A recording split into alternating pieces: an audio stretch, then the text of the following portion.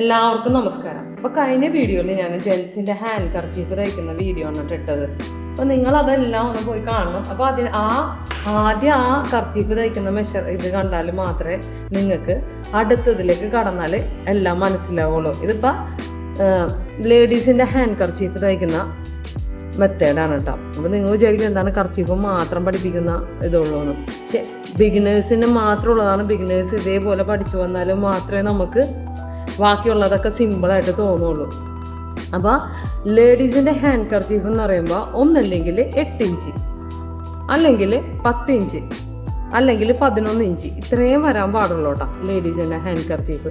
പിന്നെ നിങ്ങൾ എത്രയാണോ മടക്കി തയ്ക്കാൻ ഉദ്ദേശിക്കുന്നത് ആ അളവനുസരിച്ച് നിങ്ങൾക്ക് കൂട്ടിയെടുക്കാം കേട്ടോ. അപ്പോൾ ജെൻസിൻ്റെ ഹാൻഡ് കർച്ചീഫിൽ ഞാൻ ഹെമ്മിങ് ചെയ്യുന്നതും ഇത് മടക്കി തയ്ക്കുന്നതൊക്കെ വീഡിയോ ഇട്ടിട്ടുണ്ടായിരുന്നു. അപ്പോൾ അത് പോയി കണ്ടിട്ടുണ്ടെങ്കിൽ ഇത് നിങ്ങൾക്ക് സിമ്പിളായിട്ട് തോന്നും. അപ്പോൾ അതേപോലെ ഞാൻ ലേഡീസിൻ്റെ ഹാൻഡ് കർച്ചീഫും ഇതേപോലെ നമ്മൾ സെറ്റ് ചെയ്ത് വെച്ചിട്ടുണ്ട്. ഇനി ഇതിൽ കുറച്ച് അലങ്കാരങ്ങൾ കൊടുക്കണം എന്നുണ്ടെങ്കിൽ ഇതേപോലെ സിമ്പിളായിട്ടുള്ളൊരു ഫ്ലവർ വരച്ചു കൊടുക്കാം.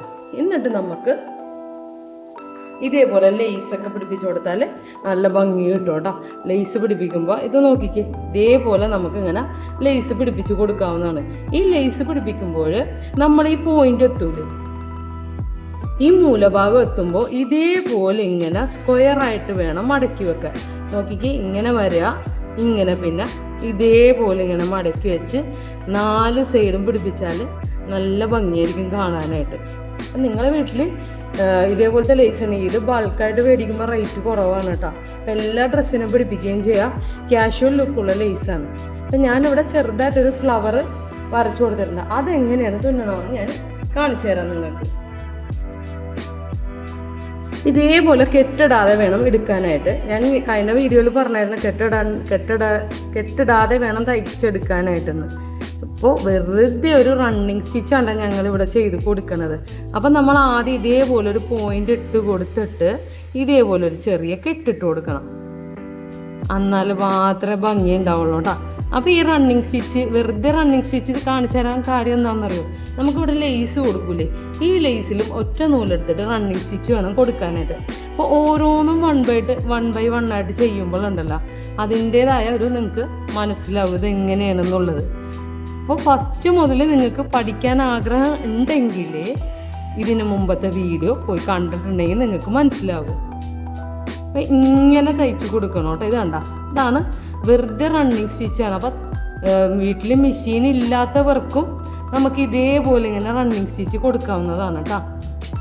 നോക്കിക്കേ, ആദ്യം ഒന്ന് നമ്മൾ ഫ്രണ്ടിലേക്ക് കൊടുക്കുക, ചെറുതായിട്ട് വേണം അടുത്തത് സ്റ്റെപ്പ് ഇടാനായിട്ട്. എന്നിട്ട് പിന്നെയും ഇതേപോലെ ഇങ്ങനെ കൊടുക്കണം. പിന്നെയും ബാക്കോട്ട് കൊണ്ടുവരണം സ്റ്റിച്ച്, ഈ സൂചി പിന്നെയും നമ്മൾ വരച്ചു കൊടുത്തേക്കണുണ്ട്, അതിൽ ചെറിയൊരു പോയിന്റ് ഇട്ട് കൊടുക്കുക. അങ്ങനെ നമ്മൾ തയ്ച്ച് നിങ്ങൾക്ക് ഇഷ്ടമുള്ള കളർ കൊടുക്കാം കേട്ടോ. ഞാനിവിടെ ഗ്രീനാണ് കൊടുത്തിരിക്കുന്നത്. അതേപോലെ നിങ്ങൾക്ക് ഇഷ്ടപ്പെട്ട കളർ എന്താണോ അത് കൊടുക്കാം കേട്ടോ. ഇത് ലീഫ് ആയതുകൊണ്ടാണ് ഞാൻ ഗ്രീൻ കളർ കൊടുക്കണം കേട്ടോ. ഫ്ലവറിന് നിങ്ങൾക്ക് ഇഷ്ടപ്പെട്ട കളറ് കൊടുക്കുക. പൂവും ഇലയൊക്കെ ഞാൻ തയ്ച്ച് കഴിഞ്ഞിട്ടുണ്ട് കേട്ടോ. നിങ്ങളും ഇതേപോലെ ഒന്ന് ട്രൈ ചെയ്ത് നോക്കണം. ഇത് നമുക്ക് സാധാരണ ഉടുപ്പിലാണെങ്കിലും ഇതേപോലെ തന്നെ തയ്ച്ചെടുക്കാം. പിന്നെ ഞാൻ ലേസ് പിടിപ്പിക്കുന്ന കാര്യം പറഞ്ഞായിരുന്നു. അപ്പോൾ ലേസ് പിടിപ്പിക്കുമ്പോഴും ഈ സ്റ്റിച്ച് തന്നെയാണ് യൂസ് ചെയ്യണം. ഇത് സാധാരണ മെഷീനിൻ്റെ നൂല് ഉപയോഗിച്ചിട്ടാണ് ഞാൻ എംബ്രോയിഡറി ചെയ്തേക്കുന്നത്. ഇത് കണ്ട, ബേക്ക് വശം കെട്ടിടാത്തത് കൊണ്ട് വൃത്തികേടില്ല, ഫ്രണ്ടിലാണെങ്കിലും കാണാനും നല്ല ഭംഗിയാണ്. അപ്പോൾ നിങ്ങൾക്ക് ഇതേപോലെ പഴയ തുണി ഉണ്ടെങ്കിൽ ഇതേപോലെ നമുക്ക് ടവലൊക്കെ തയ്ച്ച്, ഇത് ലേഡീസിൻ്റെ ഹാൻഡ് കർച്ചീഫാണ് കേട്ടോ. ജെൻസിൻ്റെ ഇന്നത്തെ വീഡിയോയിൽ ഇട്ടിട്ടുണ്ടായിരുന്നു.